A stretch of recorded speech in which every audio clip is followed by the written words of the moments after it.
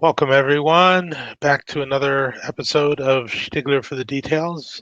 My name is Alan, better known in board gaming circles as Stiglr, and we're going to be continuing on with turn 3 of Donau Front, and we're going to start with the NATO initial operations phase, and let's just get right into it. So, when last we left, we saw the Warsaw Pact attempting to consolidate a line and get ready for the next push. And accordingly, we have a bunch of oncoming NATO reinforcements that will help them do the same on the opposite side of the line.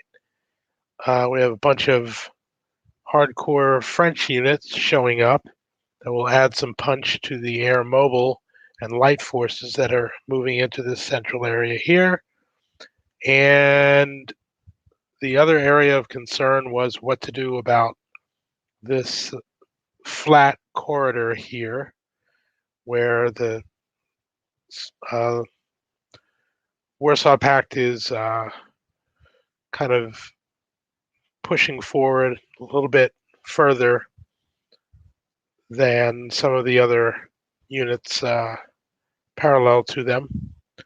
So this is probably the area that we want to shore up more than anything else.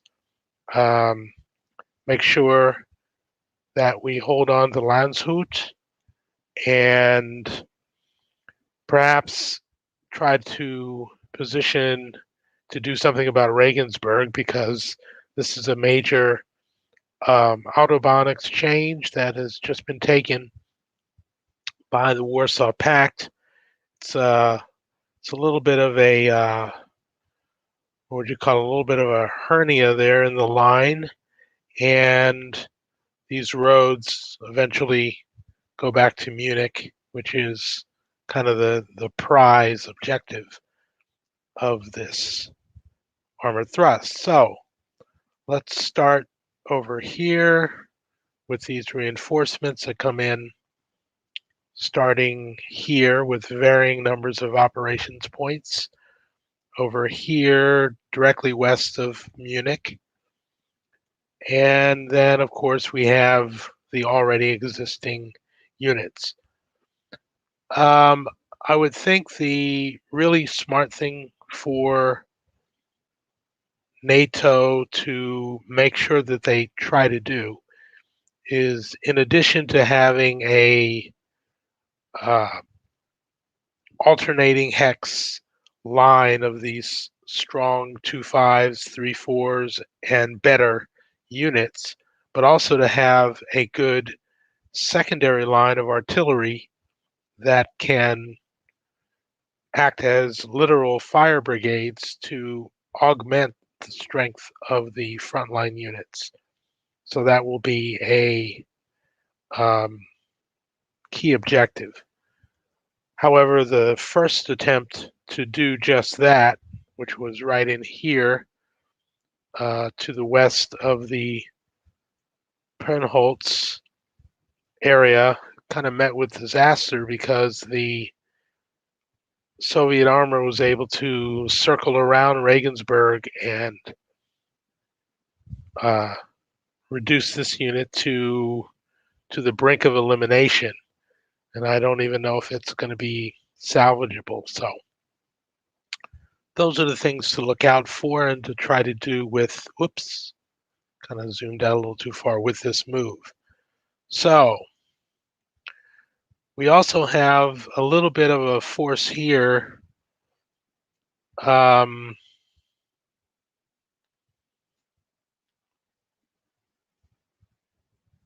that kind of could be the start of a line if we can draw it up along this road and attach it to everything else. This might be a good place to do it. Last turn, there was some discussion about whether or not an attack should be made against this Soviet airborne unit, but really it doesn't look good because they're in a town. They can't be overrun, and even if they were overrun, their mobile defense strength is stronger than their regular defense strength, so that's kind of a non-starter. And it's got a strength of 3, and 7, 10, 11 is the collective strength that they can bring against it. So 11 to 3 is not even 3 to 1.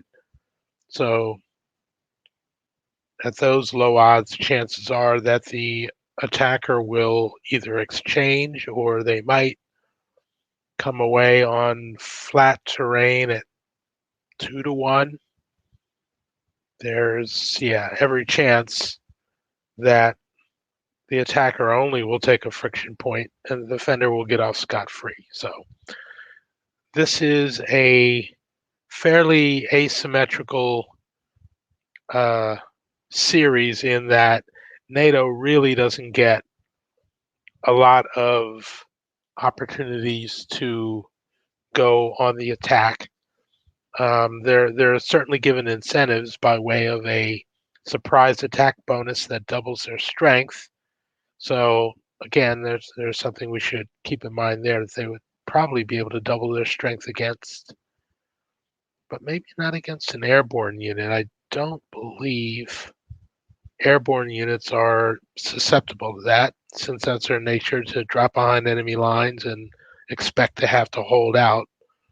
Let's do a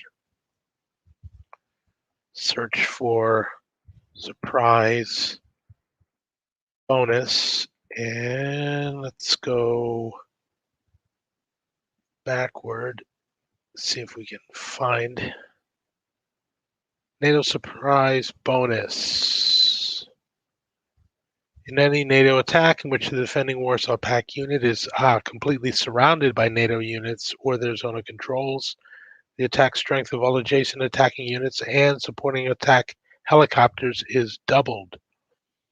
When conducting a mobile attack, the mobile combat strength is doubled in this situation. This bonus is in addition to column shifts that may be applied for surrounding the defending unit and for conducting a multi-hex attack. So, well, they wouldn't be able to carry that off because the airborne unit does not have this hex here cut off. So much for that idea. Okay. Well, we've got some nice strong units here, 2 2-5s and a 3-4 that are in here. So we can maybe start to move them down this way to form something of an anchor, and then can start to either shift units here to the south. Left is south in this instance, and then use the reinforcements to plug in any gaps that have been vacated. So let's start by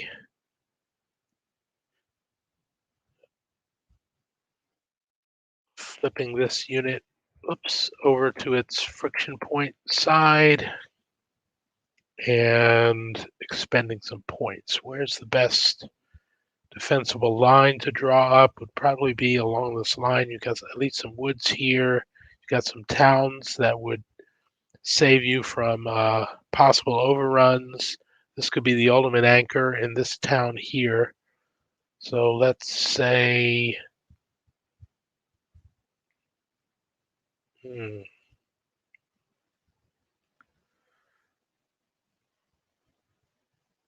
broken and flat and woods.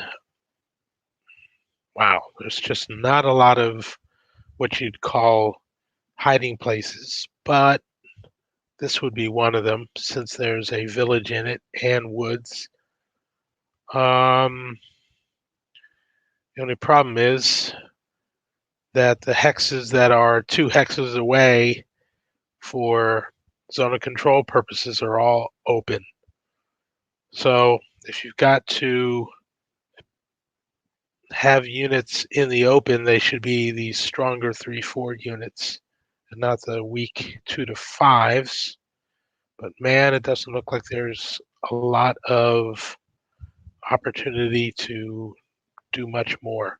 So we'll go 1, 2, 3, 4, 5, whoops, 7. We have zone of control here, here, gonna go around there.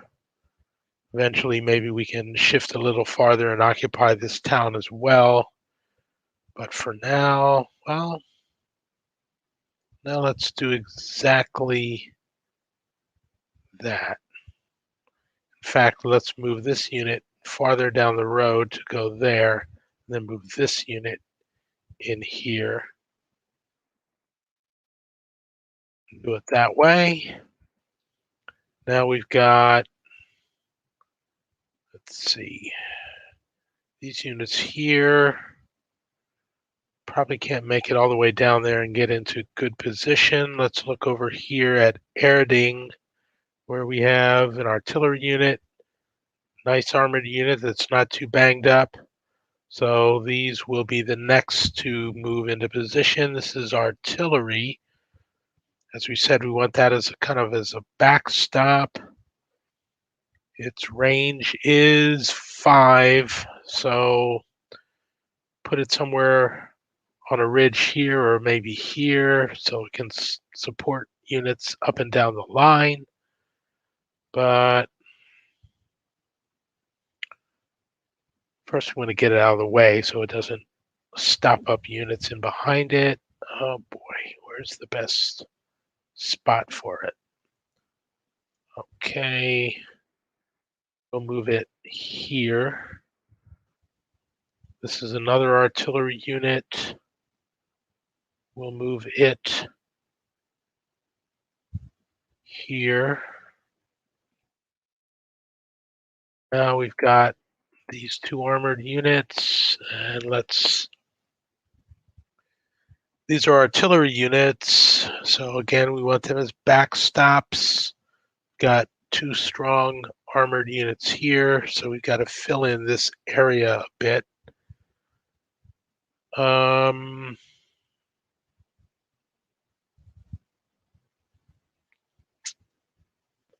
They're actually in a fairly good position now. So they will stay there for now. Let's see about this unit. Where can we put him? He's a 3-4. That's about the stoutest unit you're going to find. So he would be able to survive out in the open a bit. So let's go friction point side 1, 2, 3, 4, 4.5, 5.5. We have our zone of controls there. Behind it, we can move him down 1, 2, 3, 4, 5, 6, 8. Now we need a unit here. And now we still need a couple of units actually. We definitely can't abandon Landshut. That's quickly becoming the front line.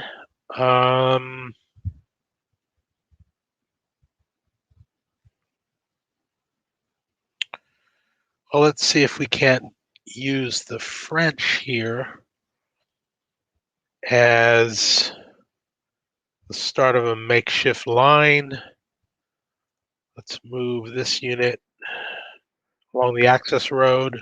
1, 2, 3, 4, 5, 6.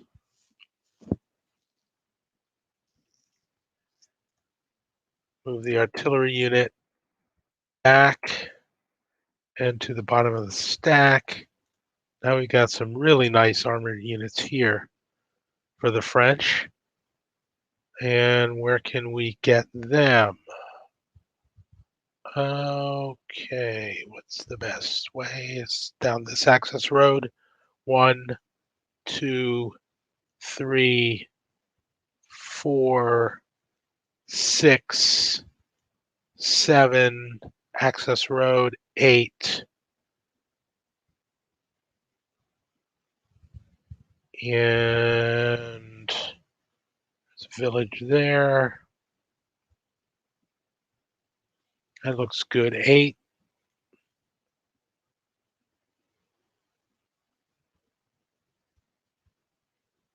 Okay. It's looking actually fairly good. 1, 2, 3, 4, 5, 6,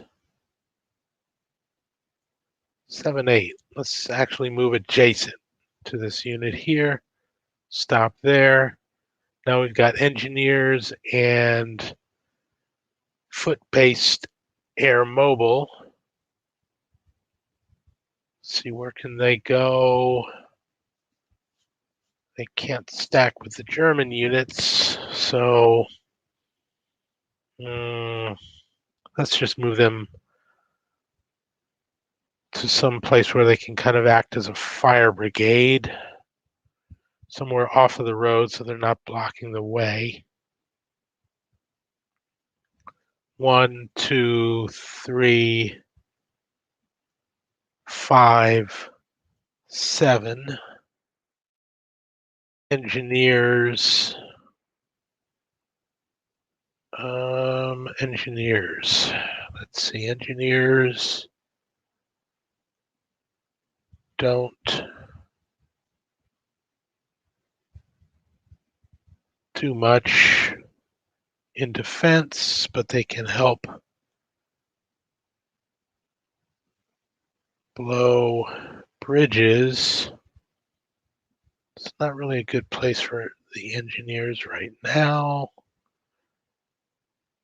except maybe here to help blow a bridge. 1,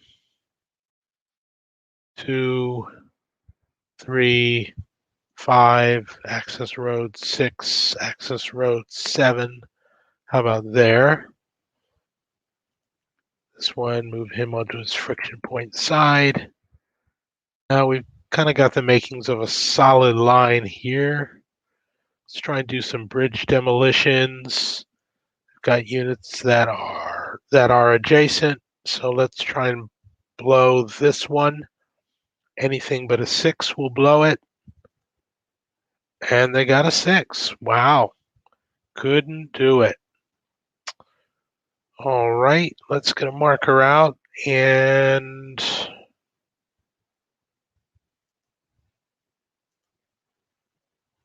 other markers.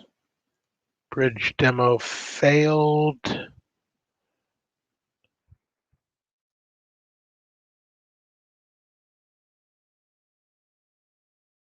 Back to the bottom.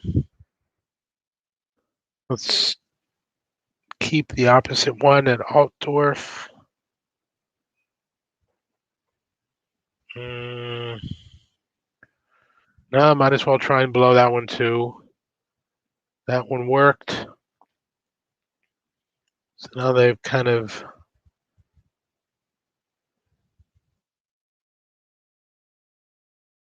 sealed off their own retreat there a bit, but desperate times call for desperate measures.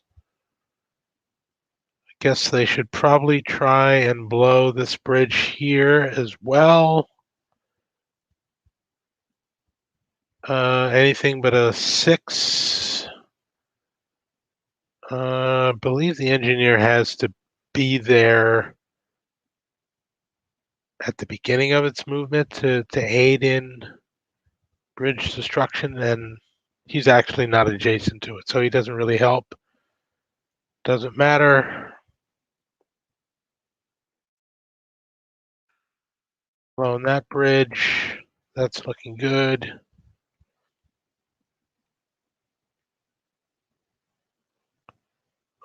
Okay.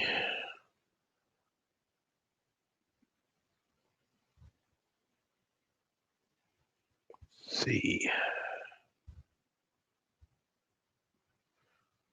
All right. Moving over here, we're in fairly good shape, but we need to seal off Regensburg, and I think that's what these troops are going to do. Let's start by bringing in the French with their 11 points from 2801, which is here.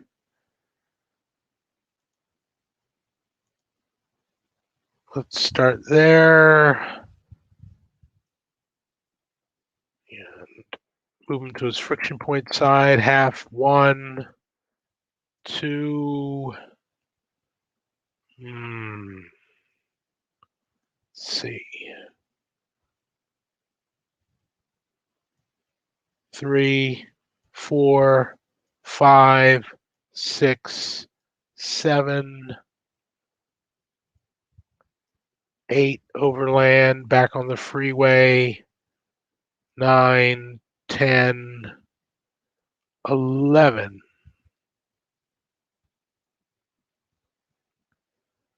Let's see, NATO can stack 2 of these units. So that's pretty darn potent.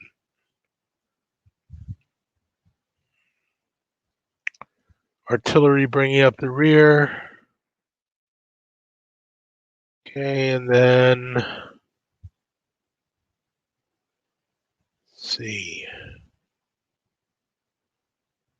This unit, I believe, has. Is this where we have only 9? Let's look at the NATO reinforcements chart for turn 3. French had 11 for those initial units. These have 8 and 9, respectively. Let's see. 3rd Regiment, 73 RD. Was that 3? 12 RC. 3 RD. They've got 9 operations points, so all of those units up here have 9. So let's start moving them. 1, 2, 3, 4, 5, 6, 7, 8, 9. Oops.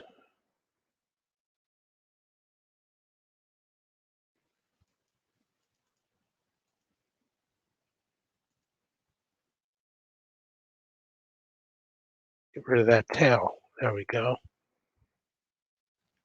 All right. Then these units have only 8 operations points. These have 9, so they should probably go on ahead. These have 8 as well. So let's move on these German units. We've got 2 armored and 2 infantry from the 10th armored. A lot of the 10th is over here, but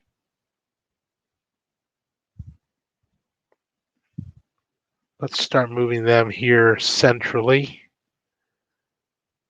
All right, so let's first flip them all over to their friction point side. 1, 2, 3, 4, 5, 6, 7, 8, 9. They can stack with that, and likewise, the 2 artillery units can stack and move in behind them. Whoops. Let's see, take off the tail. Now we've got the 8 operations points here. Let's move in these 2 units, flip them.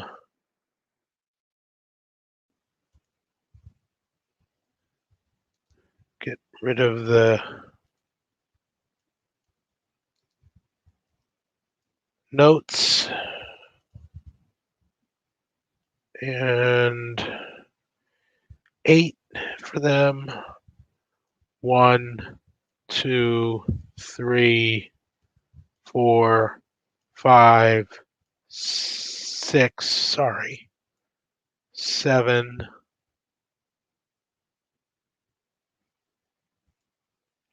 8. Artillery can stack with them. Okay, now let's move in, get rid of this note, move in these final German reinforcements with 8 operations points, delete the note, set them to their friction point side, stack them up, and 1, 2,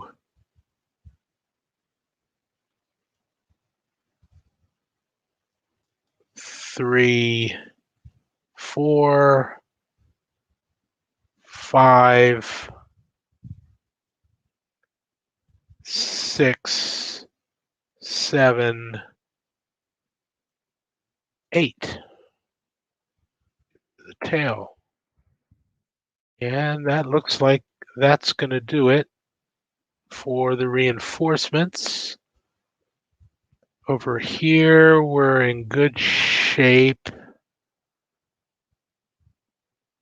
Now, the key is whether or not we want to incur a friction point to maintain the flexibility to continue moving.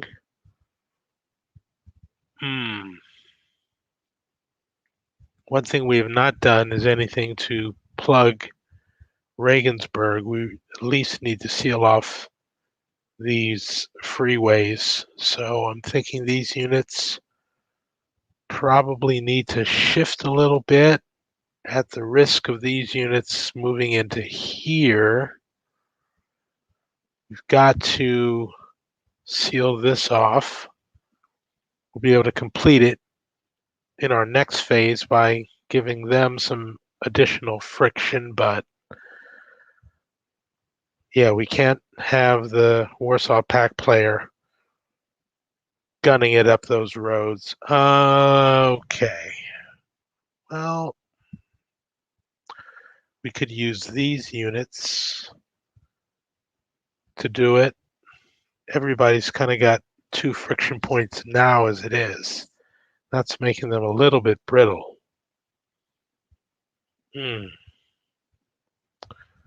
Well, at least this unit is relatively fresh. 1, 2. Let's stop them right there at 3. Oh man, these are really hard friction points to use because moving this unit would incur a 3rd friction point, and it's only got 5 to give.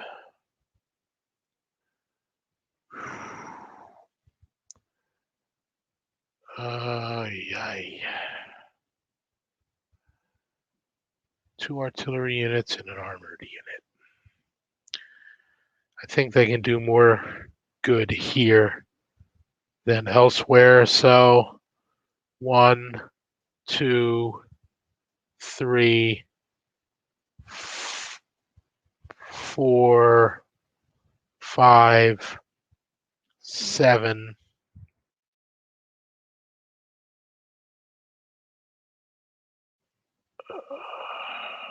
2 artillery units. Best spot for them is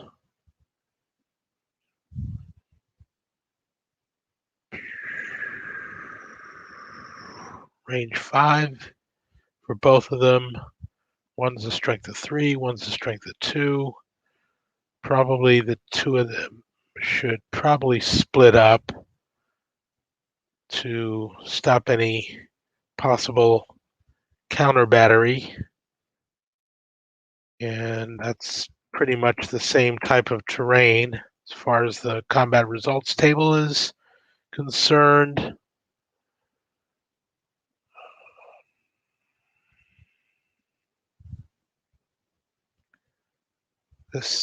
No, I think these units are just going to stay there. Yeah, I don't see the Warsaw Pact player moving them out of there anytime soon because they're pretty strong. So that's good. Moving over here, probably need to seal the checks in and maybe, let's see, all we've got, ooh.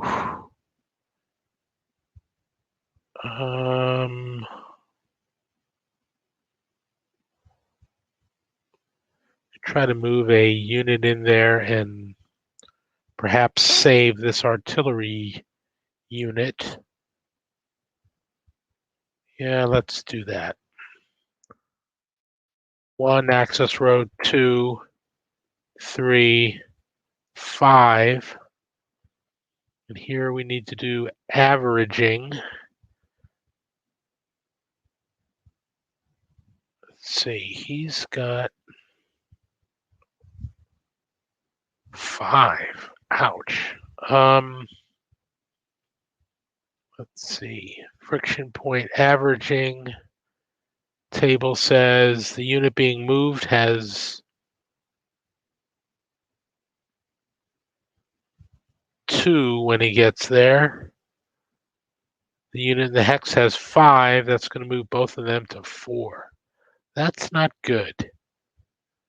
That's going to make this unit a little too brittle. So, oof, what's the best place for him? Might not be there at all. I think he was back here. Let's have him move to, or wait, he was here.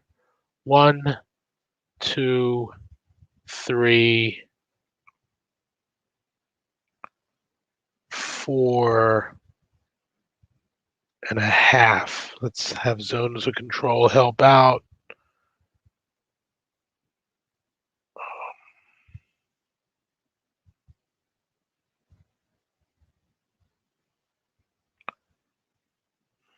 Man,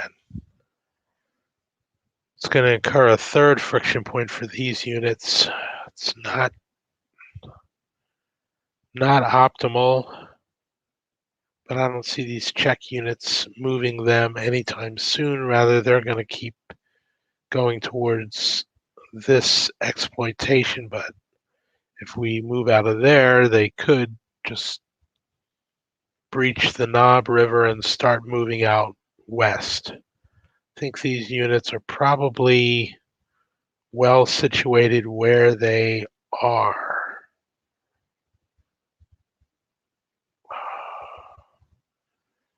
They could also go through this broken artillery unit. Well, they're not going to get around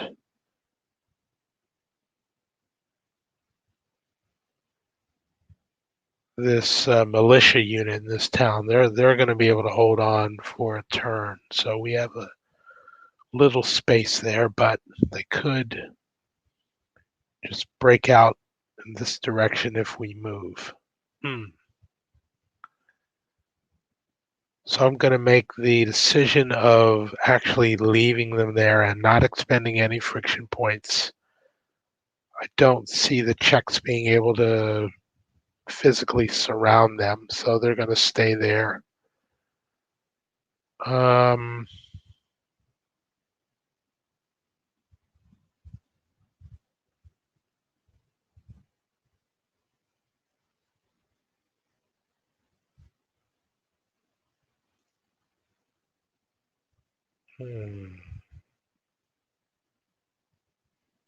Wondering if a unit that doesn't move and thereby can't expend friction points in subsequent phases, whether or not they can participate in attacks or defenses. Let's see. Indirect fire.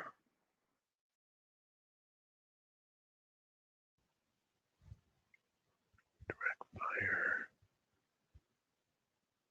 That's just combat resolution. Let's see here. Range. Okay, keep going.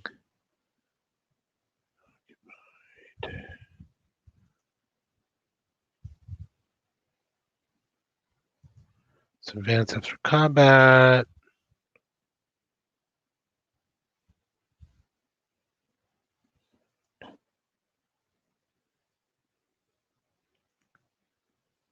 Okay, is that all?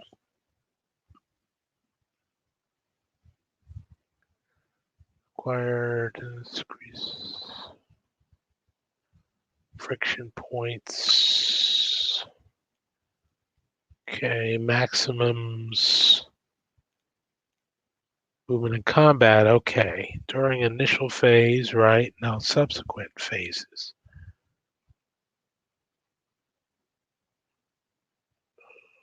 Okay.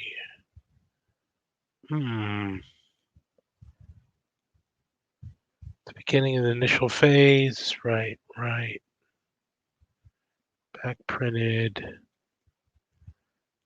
Okay. The unit on its non-friction point side possessing, right. Okay.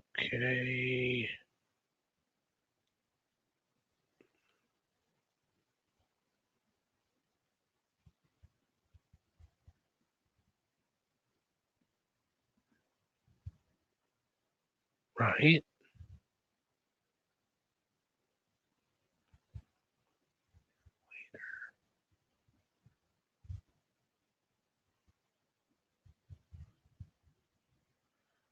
That just says to move. Says during a player's initial phase, he may flip over any of his units from their non-friction point side to their friction point side without having them expend operations points so that they can move in later player phases. Any unit so turned gains a friction point by being flipped over, of course. Now, can you use indirect fire for... Okay.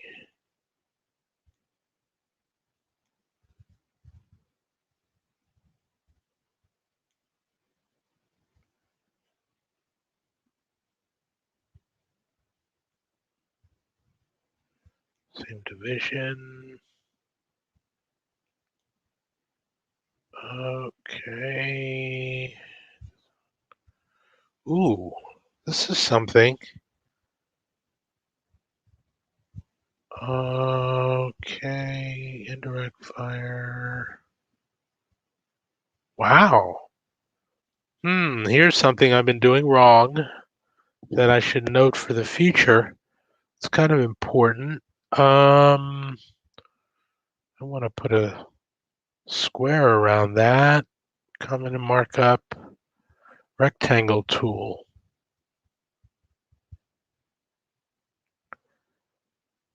A Warsaw Pact artillery unit may conduct indirect fire, that is, adding its strength to combat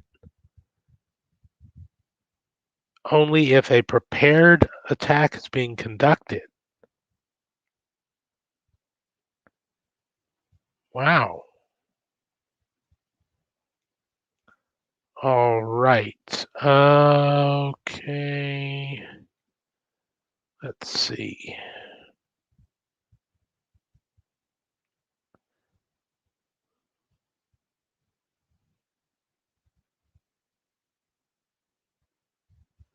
Direct fire, indirect fire, releasing chemicals and retreating and advancing after combat do not require the expenditure of operations points.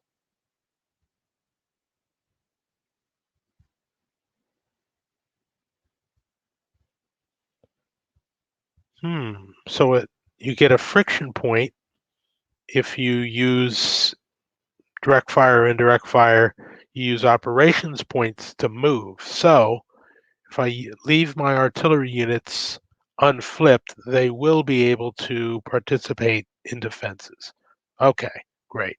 So I will leave that there.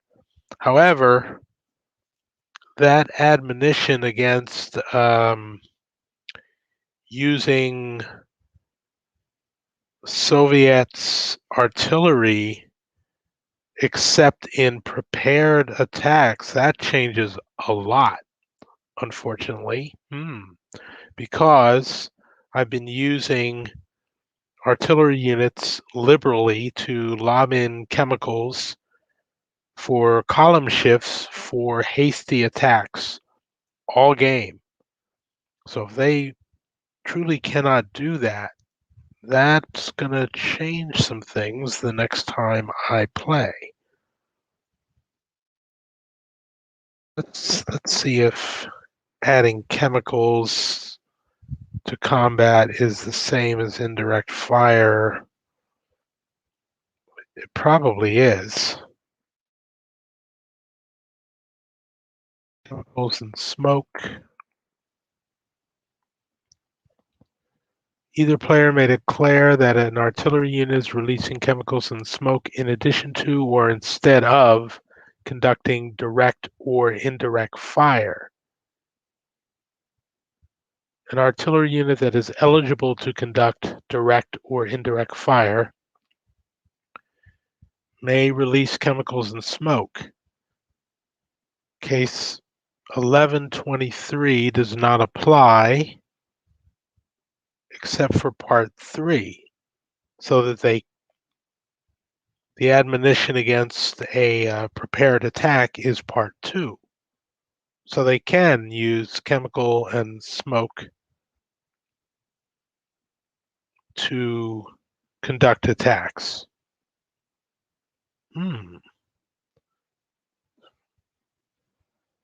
Have to be in the same division, okay. And does not apply if the artillery is a non-divisional asset. Okay, so I guess I have been doing that okay. Well, that's a relief because that would have affected things greatly. Let me check my comments and see if anybody's wandered in. They have not. Okay.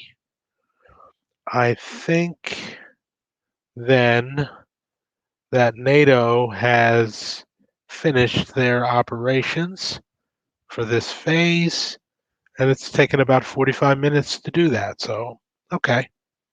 That seems like a good spot to wrap up.